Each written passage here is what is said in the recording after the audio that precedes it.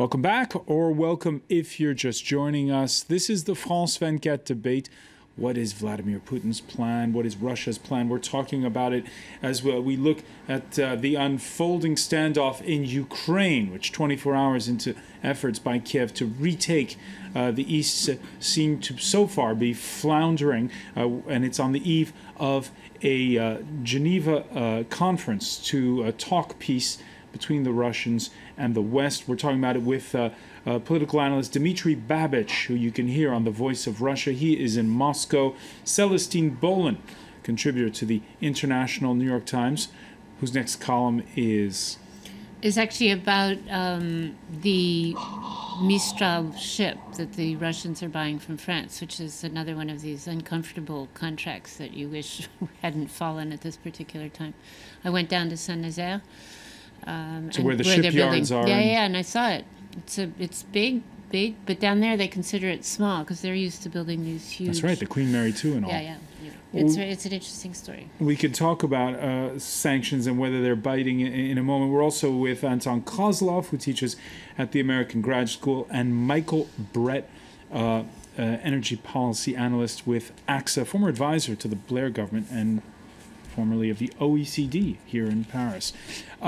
We were just talking before the break about how Russia is starting to feel the pinch. Dmitry BABICH on Tuesday, the Russian finance minister, warning that we could see zero growth in Russia in 2014.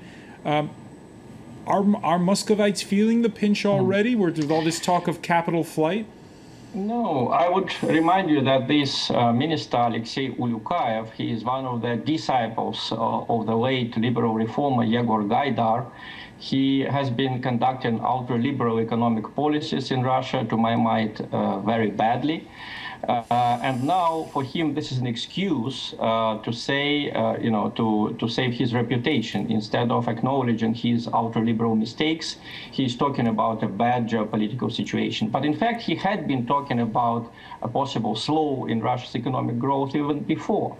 The problem is that he's not the only one, by the way. Yeah, there's talk of that growth has been forecasts have been slashed. Yeah, former finance minister Kudrin also talked about it. But right now, I mean, I keep all of my savings in rubles, so I watch the developments. During the last month, the ruble even went up slightly, if you look at the big picture. Yesterday, because of the news about the start of the Ukrainian offensive with the army, there was a small tumble. But since we see that this is a flop, I think the ruble will go back again tomorrow. But I would like to explain why the sanctions don't bite. You know, the problem is that the West has already imposed on Russia all the sanctions that would not cost the West anything. We already have a very tight visa regime between Russia and the EU. And when the European Union said it was putting on hold negotiations on a visa-free regime between Russia and the EU, Russians didn't feel it because we already expect these negotiations to last for 30 or 40 years. You know, this was Putin's initiative to have that visa-free regime between Russia and the EU, not quite something that you would expect from a dictator, which is the image that the European press gives to Mr. Putin. So there are other things, you know, like the EU says, we're going to put on hold negotiations on partnership and cooperation agreement between Russia and the EU. Ha, ha, ha. That agreement was signed in 1994. It expired in the year 2004. And since then, there have been almost no progress on this new agreement. And when that agreement is finally finalized by our negotiating teams, it will have to be ratified by the parliaments of Poland, Estonia, and Latvia, anti-Russian countries which will never ratify anything except that Russia is evil. So in this situation, the only way the West can bite Russia is just by stopping the purchases of Russian oil and gas. But that would hit the West even worse than Russia. So I don't expect any huge losses for Russia from those sanctions in any time soon. All right. We'll get reaction from our panel. Just a lot of reactions coming in from viewers. One from Costa saying Putin wants the Soviet-era territory back and to have his place enshrined in history. Michael BRET, the numbers on Russia, what are they? We know the ruble is down 9% since the start of the year. About 10, yes. It's been up slightly and temporarily, but no, it's about 9–10% down since the beginning of the year, and that's particularly uncomfortable for a country, an economy which relies on importing goods and exporting commodities. So, if you want to measure the real cost for the Russian economy, you should not focus on the immediate reaction. Well, the stocks have been down, but the real cost is going to appear when the lack of investment is going to make its effect in this year and the following year. So growth is not affected now, but growth of GDP is going to be hurt already a couple of points if financial sanctions are further financial sanctions are put in place. It's gonna be even worse. But what is interesting is that it's not the sanctions that hurt the economy itself; it's the market reactions to the financial sanctions. After sanctions, stepped up sanctions on Monday, and more to come perhaps at an EU summit next week, reaction mitigated. Not everyone thinks that they're biting. We heard Dmitry BABICH. Agreeing with him is hawkish U.S. Senator John McCain. He's currently in the Baltic states. The sanctions imposed so far can only be encouraging to Vladimir Putin. Sanctioning a handful of people in one bank is certainly a ridiculous response to the aggression that he has just committed. Anton, KOSLOV, do you agree? That sanctions should be further imposed on Russia? No, I don't think... That the current ones don't make a difference? Well, I think they will, first of all. Second of all, I think it is also important to see what's the precise goal of the sanctions. Because I think it is very important to understand that for the Obama administration, for example, on one hand, they have to say something and do something. On the other hand, they certainly do not want to get involved in the Ukrainian situation. Obama doesn't really see the point of investing his political capital there. But at the same time, he's being accused all the time of being weak in the United States. So he has to do something. So for that purpose, I think those sanctions were introduced. I mean, I don't really see them being very biting at this point. And that brings us back to your trip that you were describing to the Atlantic port of Saint-Nazaire, Celestine, where they're building those French warships. Did you come away from that trip to eastern France with a different view on the sanctions? No, I mean, I think that basically it would appear that the French are just crossing their fingers that Russia doesn't do anything terrible between now and October, because October is when the first of these two big helicopter carriers will be done and will be basically sailing off to Russia. And at that point, sort of one half of the contract will have been completed. I mean, as we know, the next set of sanctions, the ones that could really hurt the West and could hurt Russia, are still somewhere. They're not on the table yet, even. I mean, if they go further in the next, 2 weeks, then maybe. But I think everybody's very reluctant to move in that direction. And I think the contract in France is very typical. I mean, there were jobs at stake. That contract saved a particular shipyard at a very critical moment. Now they're doing better. They'd hate to see it go. But actually, it would be the state of France who would be left with the bill, because they'd have to pay the penalty and pay it back. So, but it's interesting that the globalized world is where it is. In other words, you're making ships for people that you don't always like. You have partners who are halfway across the world. The Koreans own the major share of that shipyard.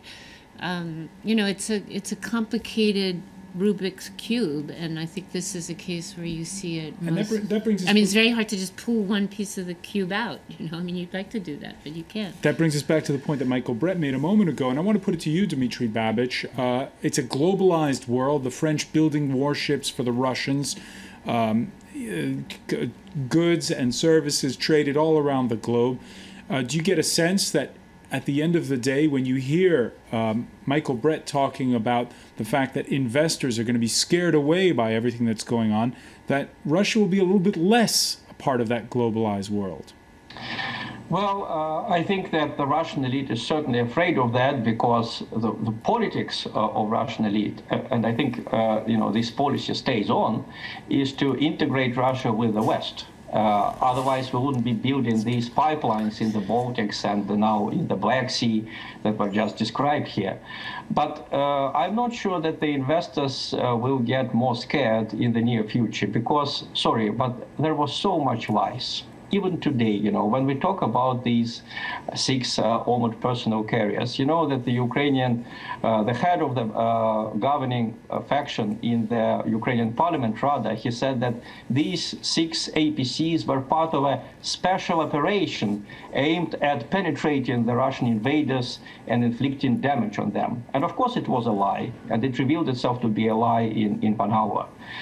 Before we heard lots of lies, about Russian troops getting out of Crimea, and it came as breaking news on all the major news outlets.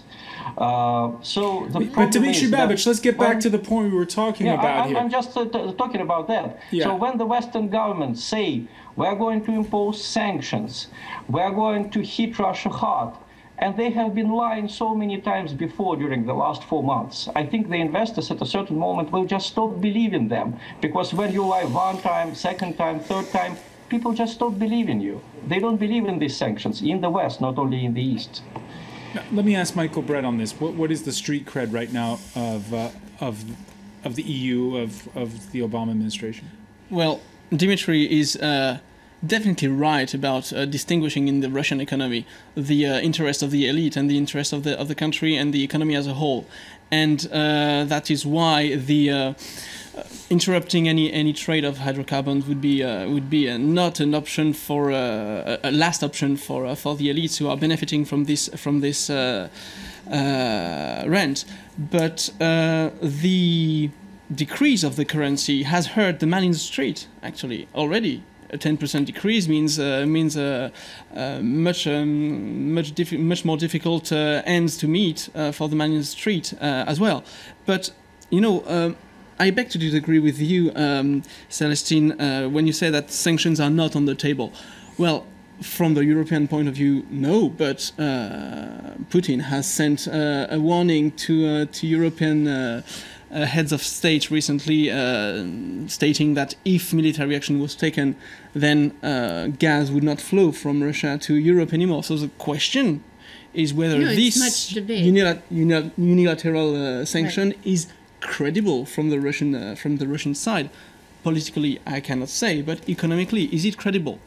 Well, up to a point, yes. Certainly not now, because it wouldn't bite European economy enough. But in say September, October, when the Russian gas is most needed, then this menace would be credible, very costly for the Russian economy because of this tax receipt that would not come in. But the Russian federal government could stand it for a long time as well. So it's kind of credible. And Russia's president certainly saying in front of the cameras that they've got a stomach for a fight. Remember, there was that bank, Russia's 4th largest bank, Rossiya, reportedly close to the Kremlin, which was the target of a first wave of sanctions. And when Visa and MasterCard were brought into the mix, stopping transactions with Rossiya Bank, here's how the Russian president reacted. It's a pity that some companies made a decision about some well-known restrictions. I think this will simply lead to the loss of a certain market segment for them, a market which is very profitable. Well, this isn't our decision. We have to protect our interests, and that's precisely what we'll do. Anton, KOSLOV, your reaction? Well, I think we have to keep in mind that, first of all, the slow of the economic growth in Russia precedes the crisis, and problems with the ruble as well. So there are fundamental structural problems in the Russian economy, in fact, that, I mean, Ukrainian crisis or no Ukrainian crisis, it just accentuated the situation. I think unless, and of course, as we see today in Russia, we do have the rise of this patriotic forces that are extremely anti-liberal, anti-market. I think that we're going to see a growing economic morass in Russia, regardless of the situation whether the Ukrainian crisis is settled or not. Because unless there are reforms, important reforms, because, I mean, if you look at the... but that calls your bluff a little bit on what you said in part one of our discussion, that money drives everything. You're saying that money doesn't drive everything when it comes to Russia. You have to, I mean, look, it's a question of, you have to understand that, the bottom line. Of course, people right now in power, they want to stay in power. But depending on how well they can reform the situation and the economy, they can stay in power 5 years, 10 years, or 500 years, you know? So that's the bottom line, how intelligently they manage their resources. At the bottom line, I would say, I mean, if you look at any conflict, the bottom line is material. It's all about, I mean, we already passed the age of... I don't know. I would say... To what Anton just said. Dmitry, go ahead. Yes. Well, I think that Anton is probably right that money is at the bottom of every political process. But I would say that for Russian elite, the reason why they reacted so sharply was that for them it's also their power that is at stake. I mean, their impression was that in a big neighboring country, in Ukraine, there was a violent seizure of power, obviously aided by the West. So they don't want the same scenario to repeat itself in Russia. And standing before a choice, risking power or risking financial losses, they preferred risking financial losses. I think that's what every elite would do in this situation. But I would like to point your attention to the fact that the EU, to my mind, mismanaged this situation very badly in terms of finance. I mean, if the EU had given Yanukovych back in November the money which is it now pumping into Ukraine, Yanukovych would have signed that association agreement, because of which the whole instability started. And we wouldn't have the Russian takeover of Crimea, we wouldn't have the current terrible crisis. So I think that the leadership of the EU mishandled this situation terribly, and the EU is losing tens of billions of dollars and may lose more just because of that wrong decision in November. Remember, in November, there were plans not to sign that agreement because Mrs. Tymoshenko was in jail, and Mrs. Tymoshenko was in jail precisely for signing that agreement on oil deliveries, oil and gas deliveries from Russia in 2009, which made the Russian gas so expensive for Ukraine. Right, Russia still delivers gas according to that agreement signed by Mrs. Tymoshenko back in 2009. Very, very briefly, Celestine BOHLEN. Basically, I mean, I think it's interesting that Mr. Babich raises the fact that the elite is worried about what could happen in Russia, because precisely he's right. The elite, no, he's saying that the Russian elite is worried that what happened in the Ukraine could happen to them. And the reason they're worried is because they are also corrupt, hugely unresponsive to a real economic system. They own their banks, they self-serve, they self-deal. They consolidate, they buy off each other sort of, without any kind of real economic logic. And so, yes, they should be worried. And I don't know that there's going to be a revolution, but I think that their situation is not very secure precisely because it's not very anchored in law or... Right. I was going to say, a different take on this was taken in a blog in the Daily Telegraph by a former British ambassador to the Balkans, Charles Crawford, writing, "The basic premise to end the Cold War is over, i.e. huge sums of Western money made available to Russia on generous terms." Writing in the Telegraph, he sees Putin asking, what if we reclaim historic Russian lands but at the cost of eating turnips again for a while?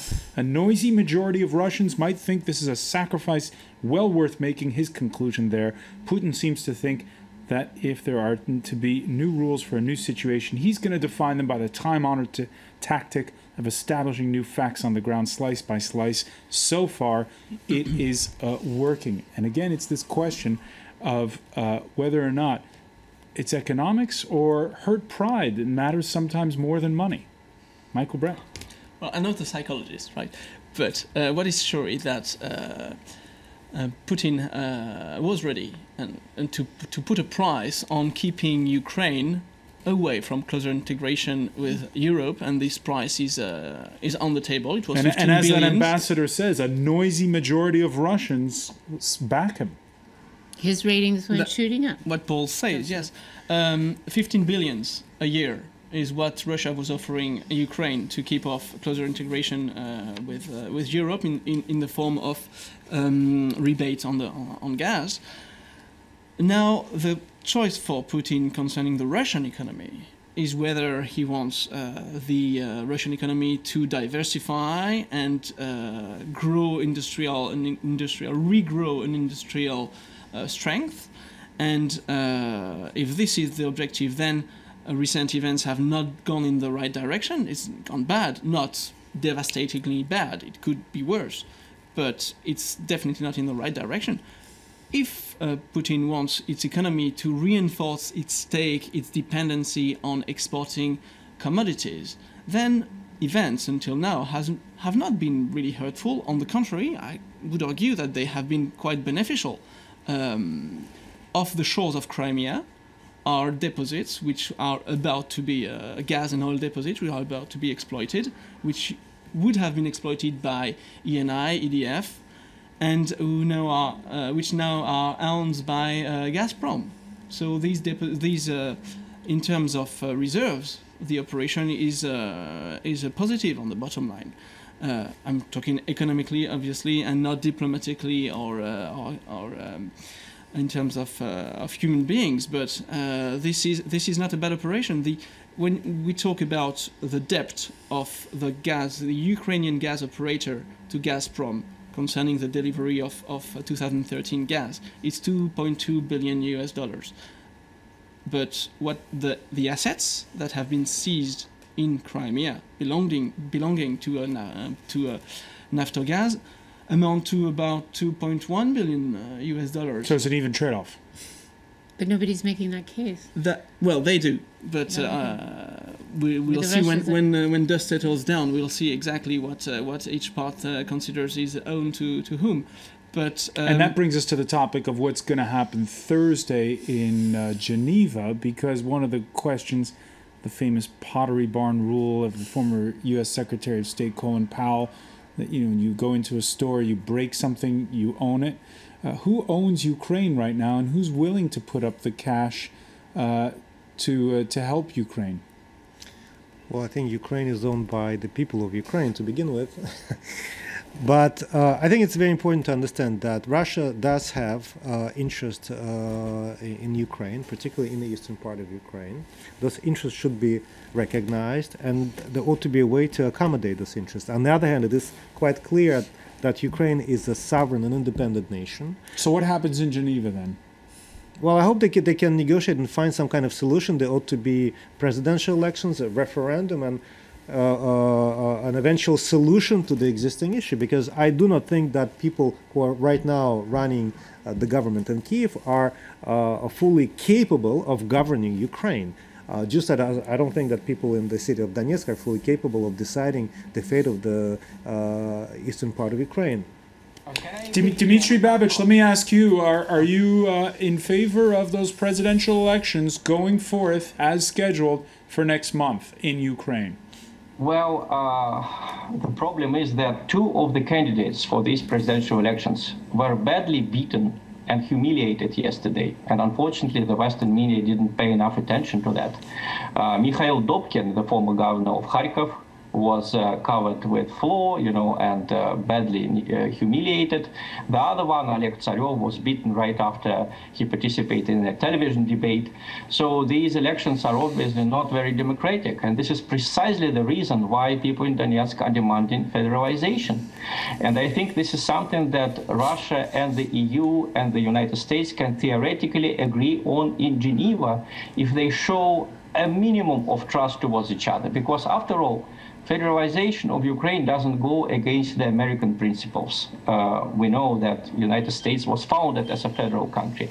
And I think it's obvious to everyone right now that Ukraine is badly divided. And you can't say, it was a mistake to say in January or in December, Ukrainians go out into the streets against the government. Part of Ukrainians went out. The other part was terrified by the actions of Maidan. So I think the only solution is more power to the regions, more respect for the rights of the people who live in the east of Ukraine, not just their language rights, but also their political rights. Also their political rights. Celestine, BOHLEN, what do you think? Federalization? I mean, I think federalization, I mean, I believe that the facts on the ground in eastern Ukraine are all about setting the stage for tomorrow's talks, because the Russians walk in with a certain kind of situation that they can then talk about pulling back from or not. And we'll see then. But I do think that one thing that the longer term is more difficult for Russia, because even if it's federated, the western half has now come out of this with a deeper distrust of Russia and a much less sort of willingness to kind of work with their giant neighbor. All right, and we'll see. So, and I think that there's a lot at stake for Russia in this, and sometimes this gets overlooked. We'll see how it plays out in Geneva and elsewhere. We're unfortunately out of time. Dmitry BABICH, I want to thank you, though, for joining us from Moscow. I want to thank as well Anton, KOSLOV, Celestine, BOHLEN, Michael BRET for being with us. Thank you for joining us here in the France 24 debate.